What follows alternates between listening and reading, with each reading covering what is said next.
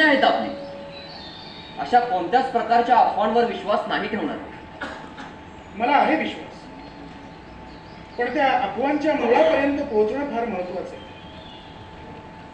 मग मी काय करावं? तर या क्षणाला मी दिशाहीन झालो. सुरुवात कुठून करावी हेच कळत नाही. आता गुरु म्हणून आम्ही तुम्हाला काही मार्ग सुचवू शकतो, पण त्या मार्गावर चालायचे की नाही हा सर्वस्वी निर्णय तुमचा आहे. आज तागायत वसुभूमीमध्ये सत्ता आणि स्वार्थ या दोन्ही गोष्टींना जागा नव्हती, आणि ती जागा निर्माण केली जात असेल तर त्याचं मूळ शोधणं वसुभूमीचं नेतृत्व म्हणून तुमची जबाबदारी आहे. दास्य बाबा, तुम्ही जर दाताने हेरा यांच्याबद्दल बोलत असाल तर ते माझे लहानपणीचे मित्र आहेत. आम्ही सोबतच वाढलो. मी जर त्यांना प्रेमाने आणि कुठलाही आव न आणता समजवलं तर ते समजतील.